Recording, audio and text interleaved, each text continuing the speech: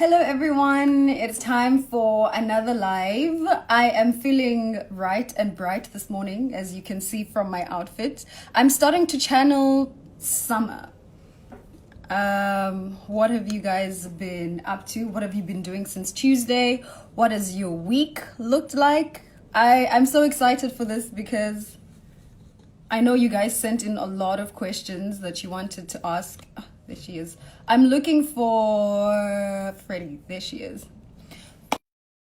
By a twin sister, Frederika, and I hope that she can answer as soon as possible so we can get. Hi! Oh my god, I love your outfit today. Thank you. Thank you. So I get so excited when people pop into my screen because I'm like, oh, yeah. At first it used to be such a struggle. How are you? I'm doing good. I'm doing good. You know, trying to keep myself busy besides having a lot of time that I'm not used like nothing. I know, right? Yeah. And it's so crazy that literally straight after your reign, this starts happening, and it's like you're so used to being busy and now you're just in one place. The last time I saw you, I was saying goodbye to you in a car. We were at a mall and it was so packed. I remember it was so hot and everybody was just so excited to see you. You know, they had so much love for you. What has that love meant to you throughout this whole journey from your country? I mean, it's been amazing, and I definitely felt it throughout my journey, but the most significant memory is probably when I was at Miss Universe, like competing for my country. It was amazing to see the amount of support I got from my country, not just like from pageant lovers, you know, people who are interested in pageants, but from, you know, the whole Indonesian community, because they understood that, you know, this girl, she's bringing Indonesia's name through an international platform. So when they saw that, I guess they tried to sort of support me in many ways that they could, and that meant a lot to me, especially on the final night. And then coming home, seeing all the reaction videos when Indonesia made top 10, like for the first time. For the first time. It was, I know. I mean, I cried seeing everyone's reaction. Right. You were one of the youngest contestants in our year. Am I correct in saying you were one of the youngest contestants who ever competed for Indonesia as well? Yeah. So how incredible is that? Has it always been like your dream to be a putri, or is it something that sparked your interest like later on in life maybe? I mean, I guess being a girl, like when I was really young, I guess because Indonesia pageants are really big. So every time I would visit, I grew up in Australia. So every time I visited Indonesia to see my family here, I'd always hear about the pageants, and, you know, I would watch it with my mom and my family, and they would sort of support me and say when I was a young girl, like, oh, this is what you should do when you grow up. You know, you can be because Putri Indonesia translated to English means Princess of Indonesia. So when a young girl gets told, you know, you could be the Princess of Indonesia, I was like, oh my god, that sounds amazing. but yeah, as the years go by, I saw how big the platform meant to so many young girls and how it changed their lives, especially in Indo, when, you know, we get given the opportunity to meet the president, we get given the opportunity to meet such influential people in our country. I knew that that was such an opportunity that would open so many doors for me, and it would teach me so much at such a young age. So that definitely drew me towards the pageant world. What about you? How did it start for you? For me, it's always interesting when people ask me, did you always know? Not so much, because unlike Indonesia, South Africa is not really that big of a pageant country. So it's not really a dream that you have as a young girl to go into the global stage and represent your country. So it's not something that I really grew up having at the back of my mind. But I think as I grew, I wanted to become a Miss South Africa more than maybe international pageants, because like I said, still we didn't know much about those, but we knew what Miss South Africa was and the things that those women stood for. And I think I was so attracted to the platform and what these women were bringing into the platform. They had so much passion for the things that they did. You know, they lived a life that was so much bigger than they are. And because I read a lot, I've read about incredible people, and I just wanted to do things like that too with my life. And so that platform, presented itself. But soon, obviously, South Africa became more of a pageant country. I mean, we're still not there yet, and as much as we actually are quite stepping up that ladder, people are starting to wake up to international pageants and understanding what Miss Universe is, especially after Demi won, because then people started to say, okay, well, what is this Miss Universe thing now, And so soon it became a goal as well, because I was like, okay, now there's certainly something else to aspire to, something more. And so I think as I grew up, my curiosity started peaking. I wouldn't say since I was a young girl, no, but how long did it take to prepare yourself? Like mentally, prepare myself, physically, emotionally, like when did you start, and how was that process? I guess I started seriously preparing for my national competition probably a year before the pageant. Like I had it in my mind 2 years prior to it, but I started actually like, okay, this is what I'm gonna do. How do I get there? How do I become Miss Indonesia a year before? So that's when I started training at a pageant training place, which is I had a trainer in Indonesia, which taught me how to walk, taught me how to talk and everything. Well, pageant questions, basically. And I guess the biggest preparation that I had to prepare for my national pageant is just how could a young girl enter the competition without being bombarded mentally? Because it's a lot for someone as young as me to go into a pageant, being sort of judged by not just your looks, but everything, what you bring to the table, what you've done in your life. So that was a big jump for me. So I guess the thing that I learned the most was, to let go of my insecurities before entering this pageant and actually like trying to accept my flaws and really love the person I am, because, being unique and your true self was something that kept me strong throughout both pageants, because I know that a lot of people throughout any journey you come across, they'll try to change you as a person. Miss Indonesia should be, or what they think a Miss Universe should be. So trying to step away from those people and just like listening to yourself and say, these are my positives, these are my strengths, I'm going to use that in this competition, despite what people tell me to change. Forget about that and just focus on what needs to get done. So probably a year. What about you? I love that when I asked you, how did you train? How did you get yourself there? You didn't speak a lot about your looks. Like you didn't speak a lot about training to walk. You didn't speak a lot about putting together your wardrobe. You spoke a lot about your emotions and your intellect and your mental health. And I feel like those are the most important things if you're coming into the competition. Fashion can be learned. Walking can be learned. But who you are on the inside is all up to you. Your story is all up to you. Your intellect, what you bring to the table, those are things that can never be taught to you by another person. Do you know what I mean? It's you. It's how you were born. It's how you conduct yourself. And those are important aspects in life, and not just the physical things that we think are quite obvious. Because I feel like people like stressing themselves about those things. Am I going to have the most perfect walk? When it comes to the end and people are talking about impactful people in society and in life, nobody is going to talk about how you walked on the Miss Universe stage the best way that you possibly could. It's about your journey as a Miss Universe, as a Putri. What did you do? It's about what you say when you open your mouth to people. It's about the impact that you leave, in people's hearts. And so I feel like people shouldn't really concern themselves that much. I mean, they should. They should concern themselves about how they look and how they walk, because it's all part of, the competition. But it's not all that is. Because what I usually tell people is it starts at your interview room. That is like the biggest chunk that's where you first win, half of the battle. Half of the journey is won through that room when you walk into those judges and you speak to them and they get a sense of who you are, and you give your story and your purpose. That's the first step. Walking in and looking great, it kind of comes second after you've already made a first impression. Do you know what I mean?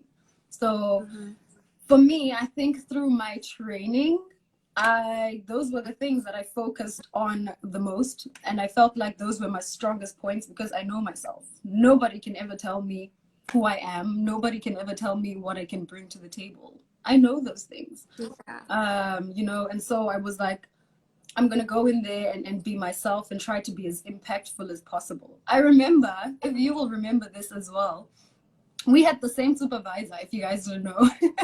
We had the same supervisor, and so Tammy, and so we were always together. Yeah. And people were like, why are you guys always together? I'm like, because we live on the same floor and we have the same supervisor, and so we kind of always find ourselves in the same spaces. But one thing that frustrated people when we got there about was photos, you know, social media. Oh my God. What a girl. Yeah, right? It was so stressful, and people at home would call. Directors would call as well. I know. Did you post today? Designers would call. They would be like, you didn't post today. People are not talking about you. You are not making top 10 in the fan pages. I know. Nobody cares about like fan pages. Like, focus on yourself. Like, literally all you have to do is shut down all the noise, because all of those things don't matter. You're the one who's competing in the competition, not the people who are commenting, not the people who are making top 10. Do you know that saying? There's a saying, Freddie, that says, don't allow people who are not in the arena to have opinions. They're outside the arena. They don't know what's happening on the inside. So you need to block those people out. And I think that speaks more to than pageantry. It speaks into life in general, like about the things that you want to achieve, about your goals, about your ambitions. Learn to prioritize and know what's important. So I think that's how I prepared for this journey. I was just like, I'm going to go in, I'm going to block out the noise, I'm going to be myself. And I think that was most of my mental preparation. So no, and I love how authentic you were during throughout Miss Universe competition, because I guess you were one of the girls that I really got along with, because you know, you were so funny, and we would always have these interesting conversations, and we would always laugh around. I was just like, wow, you know, this girl's not like she's not just focused on, like, you were of course focused on the competition, but it wasn't just about the competition for you. It was about other things, you know, like building relationships, having fun, enjoying the moment. And I feel as though that was some of the things that could get to the other girls, is that they forget to enjoy the moment. But you were one of those girls that really did like stand to herself and just enjoyed every moment of it. And that's why I was so surprised at how amazing you answered all those questions at Miss Universe. As soon as you opened your mouth for the question and answers for top 5, top 3, and everything that you, like, every minute you spoke, I was just like, yes, like behind stage. You were like, how is this girl who was not taking herself too seriously? I know. I was blown away. I was like, damn, that's a really good answer. It's really funny that you say that, because I never took myself seriously the whole time. I didn't walk around like practicing questions in my head and thinking I'm going to win. I was just living, you know, in the moment of the whole competition, making friends with people, just learning about who people are. And so I think it was. We have questions from fans. They want to know, what is the definition of confidence? What would you say, you know, confidence is? Well, I guess for me personally, I would say that confidence is just not being afraid of what you're about to say, because I feel as though everyone has their own right to their opinions. And confidence really means when you are you believe in what you think, and you're not afraid to tell other people about it. And that's what I really think confidence is about, because I understand confidence can also be linked to physical beauty, but, you know, physical beauty for me, it comes in different lenses, you know. It's not just like one idea. It's not just one idea of beauty. So just being outspoken and not being afraid of failure and what comes to you. I agree. Confidence is not being afraid of failure, because failure starts when you give up. That's what failure is to me. You know, if you try something the first time and you don't make it, when you go back to try again or try something new, that's not a failure. You know, you fail when you decide to throw in the towel and give up on yourself. But yeah, confidence for me is standing for your truth and always believing in the things that you say, believing in your story. That's what confidence really is to me. I always feel like my mom, when we spoke about confidence, she would say, you know, when you lie, people always catch up to your lies. And so when you speak the truth, you must always know that you will be confident because you know that it's your truth. You know that no one will try to catch you in that lie. And also, for me, confidence has actually come through reading, because it's expanded my knowledge about how I see the world. It's helped me formulate opinions, you know, about the world. So I think that's where mostly my confidence comes from when I speak, because I'm just like, Totally. it's my opinion. And most of the time when you're offering your opinions, it's never wrong because it's what you think. If people are asking me about confidence, especially when it comes to pageants, is that when you walk in there, you speak your truth and you answer the questions. They never expect a right or wrong answer. There's no right or wrong answer when they ask you those questions. It's about what you say, how you say it, and how you stand for it. So I think that's what confidence is to me. Always believing and standing for your truth. But there's so many ways we can define confidence. It's so crazy. Okay, we have a second question. Okay, this one's for me. Zozi, your final speech was so beautiful. Any tips on public speaking? Oh, I think it's more or less the same. My tips on public speaking is that research, first of all. You should always research, because when you are knowledgeable, it's not difficult to speak. I always find that whenever I get nervous to speak, it's because I don't know what the topic is about, or it's because I don't know what I'm talking about. Then I get nervous. But if I know what I'm talking about, then I will always be confident. My final answer when they ask me those questions, what do we think we should be teaching young girls? Why do I think I should be Miss Universe? Those are things that I believed in 100%, whether or not people in the arena agreed with me. That's what I believed in. And so that's why I was so confident in saying it, because I was knowledgeable about it. So I think that's how we build confidence.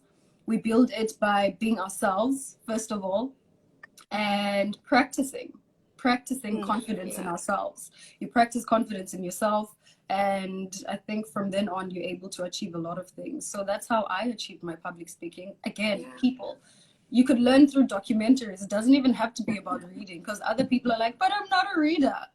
What? Some people learn through documentaries, some people learn through music, some people learn through listening to stories.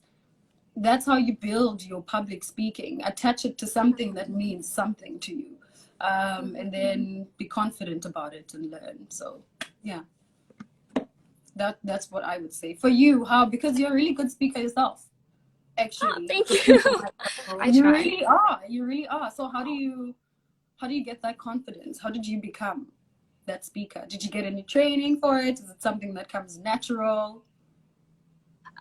Honestly, I think it of course it took a lot of practice, and I think the biggest lesson I learned for public speaking is just to throw away your ego.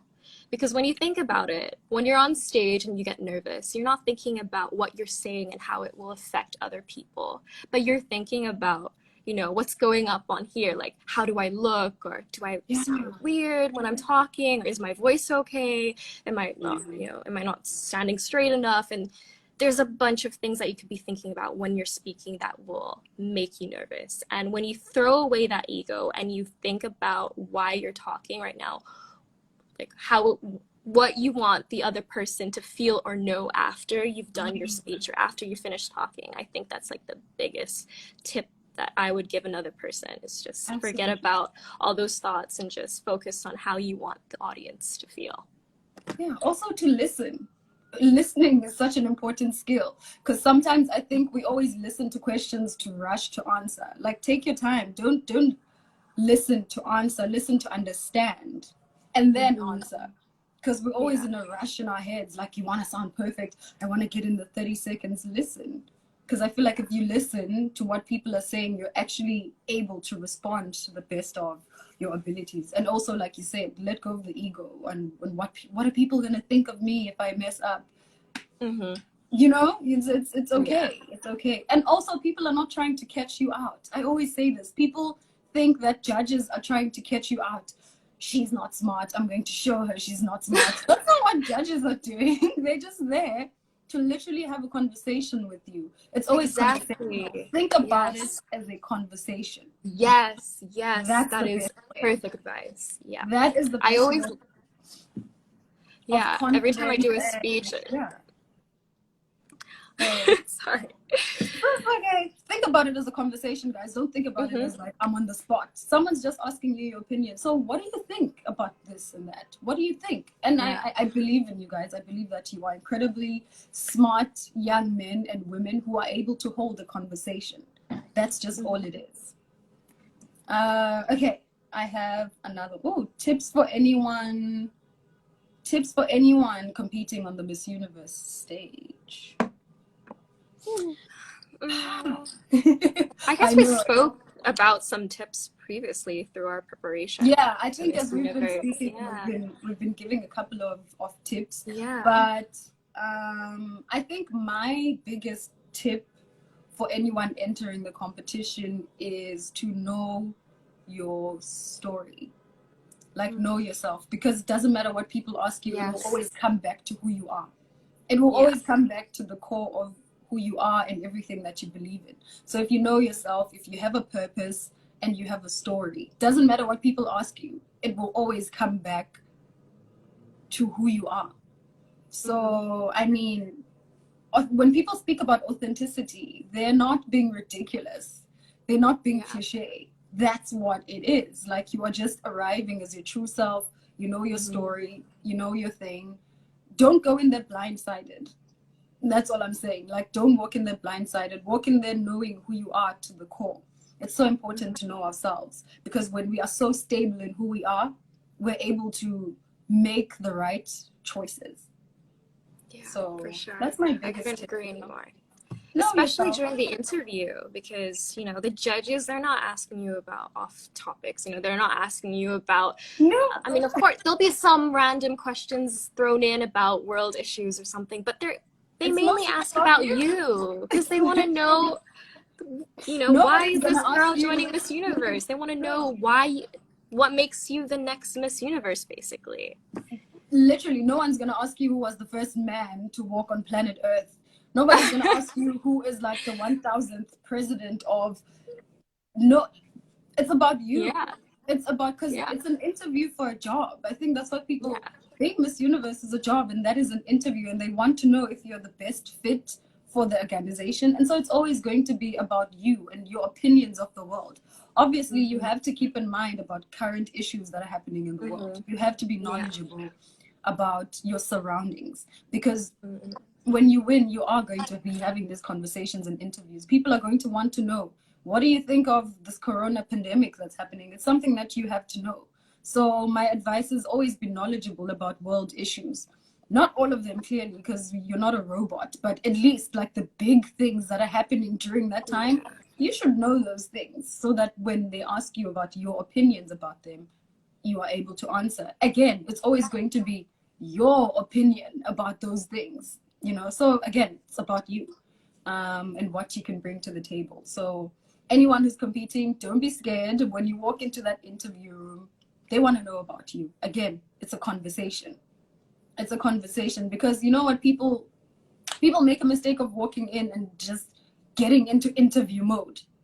Hi, my name is Frederika, and I want to be Miss Universe because A, B, C, and D. Like, that's not, you're not a robot. It's a conversation. So I think that's the biggest tip that I would give. Be yourself and be ready. Yeah, let me see if people have any other questions. Do you have any questions for me, Fred? I do, actually. Some Indonesian fans. I mean, everybody wants to know how Indonesia was for you, the most memorable moment you had in Indonesia, and when you're coming back. When I'm coming back.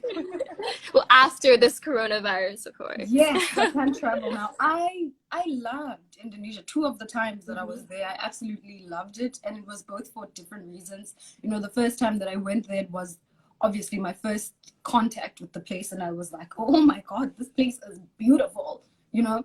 And then I started meeting the people.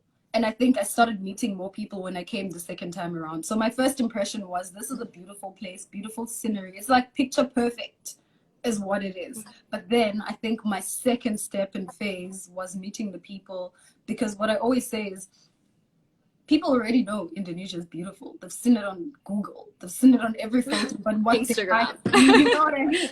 What they might not know is the beauty of its people and the politeness of the people. And they're so hospitable, you know, because when I went there, I felt so much at home. I felt acceptance and so much love from the people. So I loved it. I loved Indonesia, and I would love to come back again as soon as this ends and as soon as somebody invites me back. I'll invite you.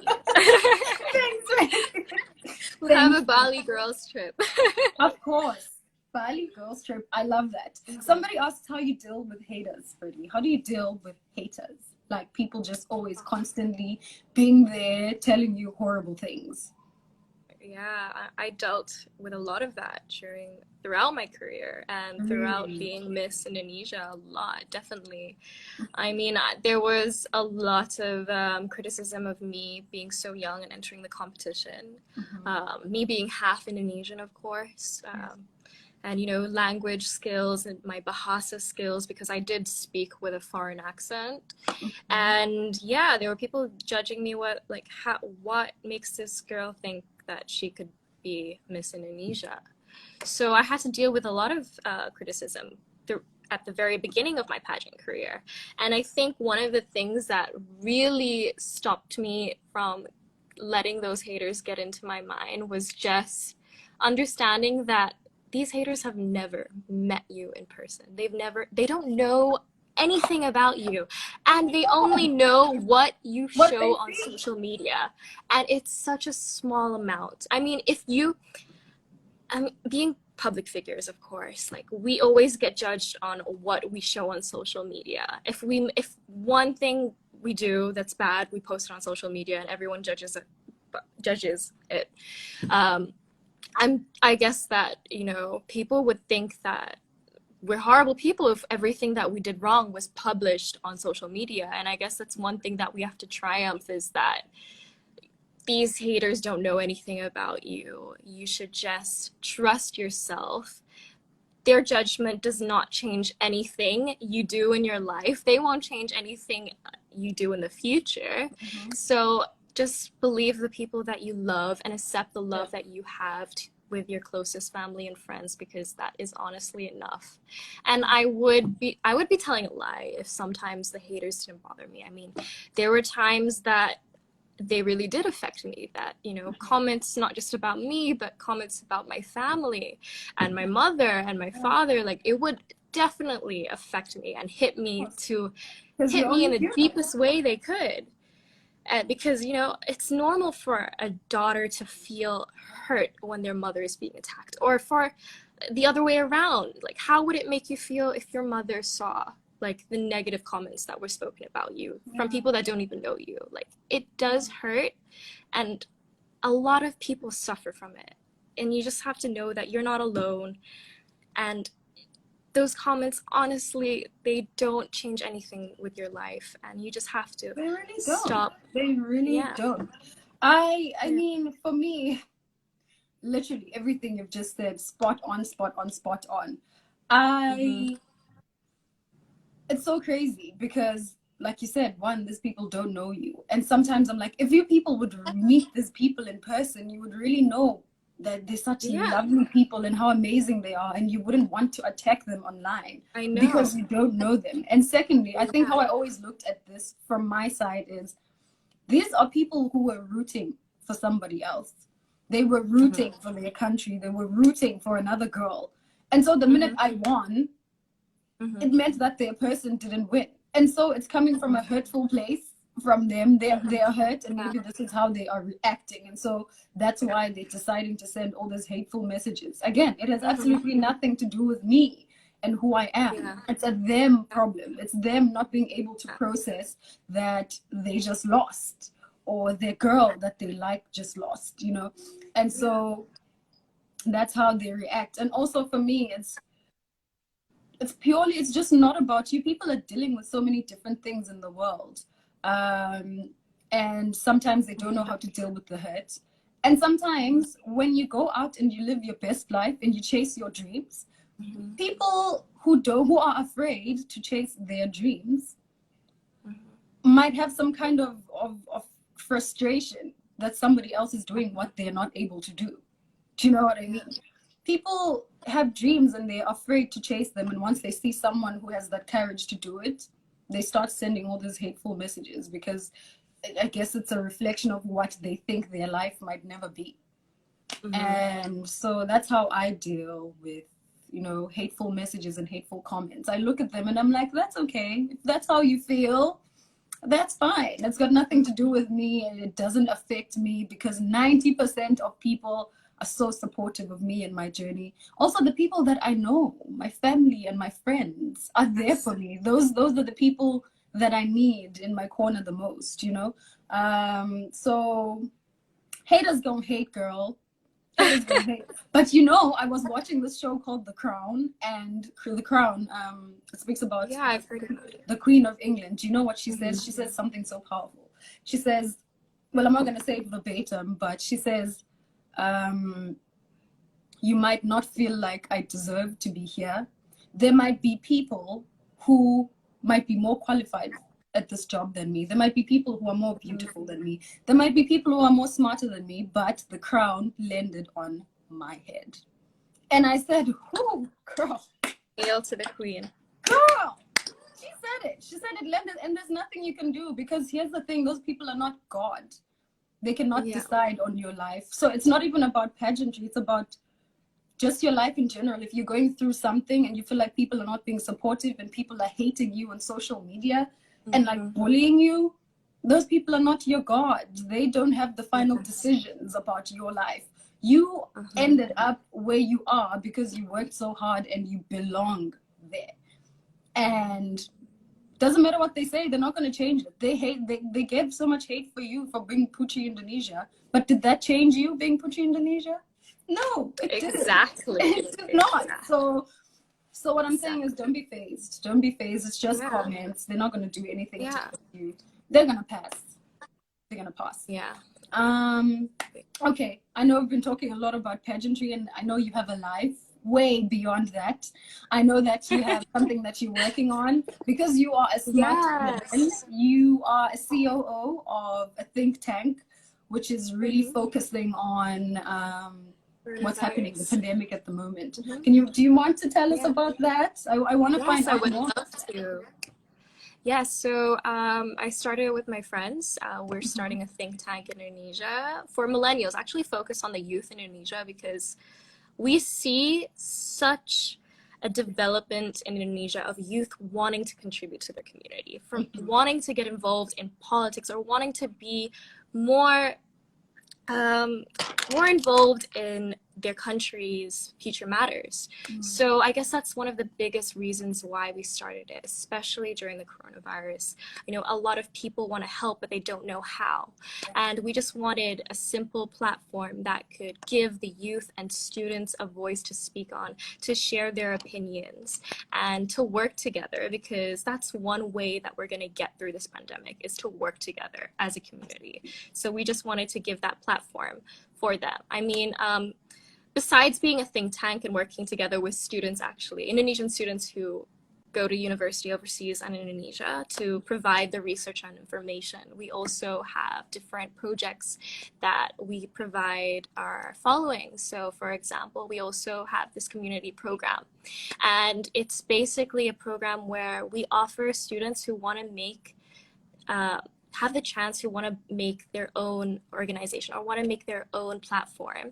And it's part of like a judging table. So we look at the platform, or we look at the project that they want to start.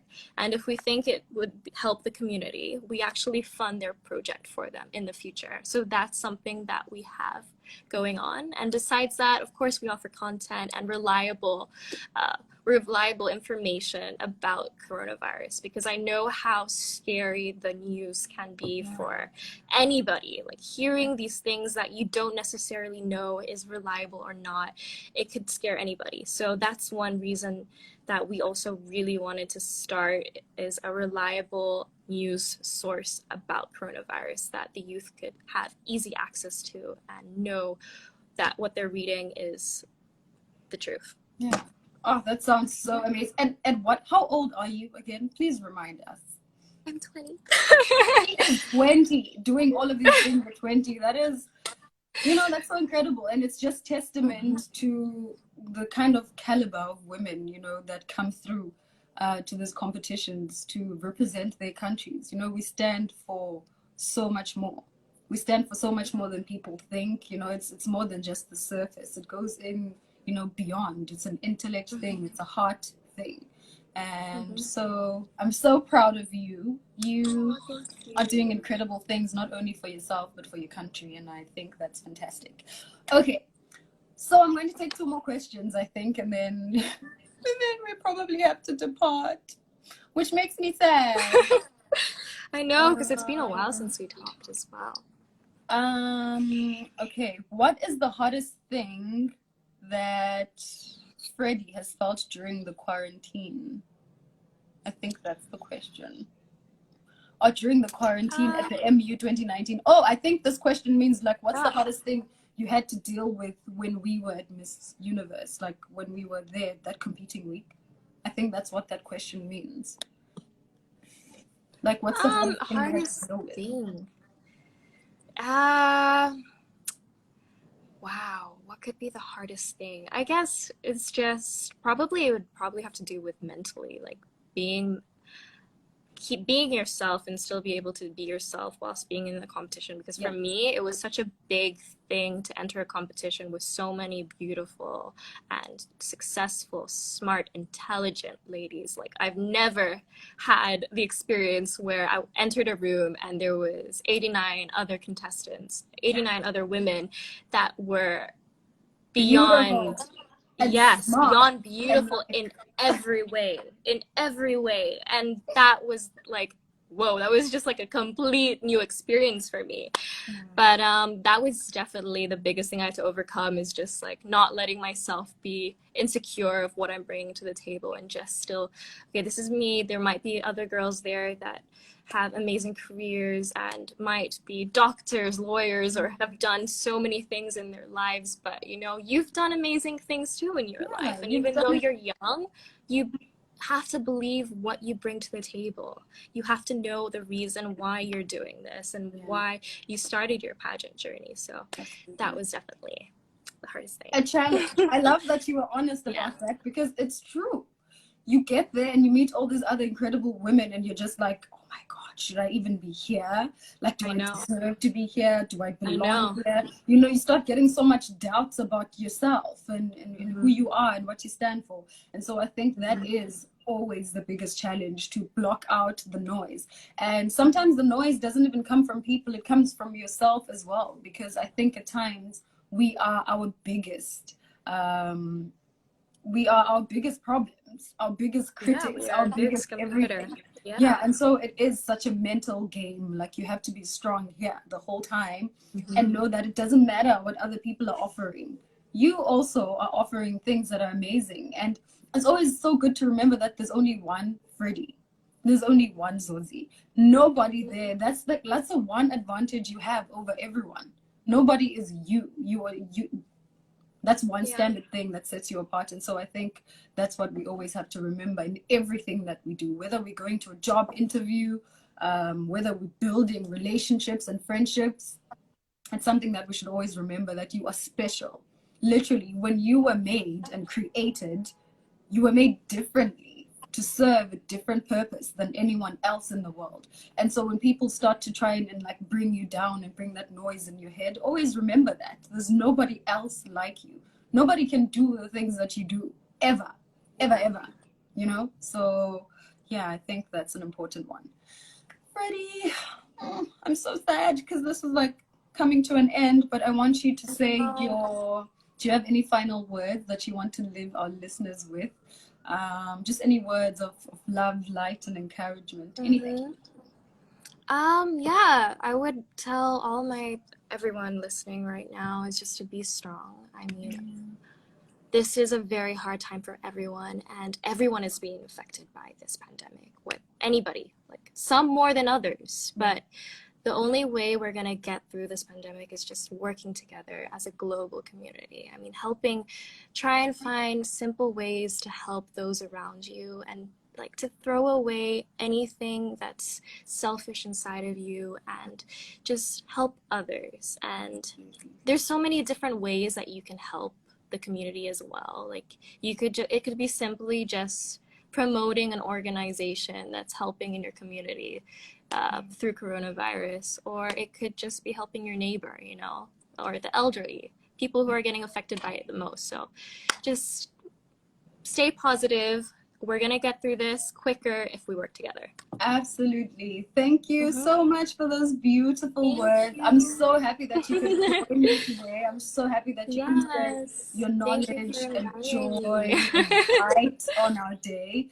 I hope that you keep safe and well, you know, physically, mentally, and emotionally as well. The world needs more people who are doing what you do, so continue doing it. And always remember that there's one Freddie. There will only ever be one, and it doesn't matter what people say to you or about you. You know yourself, you know why you're here in this earth. You're placed for a reason, so always remember that. Thanks, Freddie. Thank you so much. You're welcome. We have to talk sometime soon. Yeah, of course. You have my number. I have your number. Plan that girls trip to Bali at some point. Stay I've safe. been planning trips with so many people. I'm so scared. I'm like, girl, I have so many plans to go to all these places. Well, add me to the list then. Of course you are. Thank you so much. Okay, bye. Bye, Love everyone. you, bye. Love you too.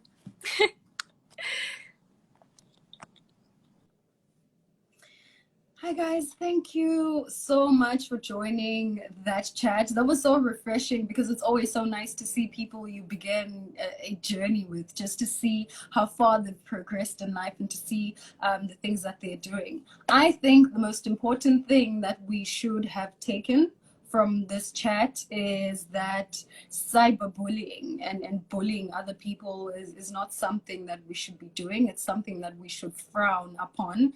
I think one thing I've learned about bullying as well is that it starts from a very young age. It starts in how we nurture young children. And I feel like if we nurture kids in kindness and in love and in teaching them tolerance and a love for themselves, because I feel like the more we love ourselves and who we are, it's so difficult for us to start hating, you know, on other people. So teach your children kindness, teach them love and tolerance, and they will grow up to be amazing people in society who are kinder and nicer and warmer to people. So thank you so much for joining us today. I think we should all just learn to appreciate ourselves more, to love ourselves more, to know that we have so much to offer to the world and that it doesn't matter what other people think about you or where you are. You deserve to be where you are because you worked hard for it.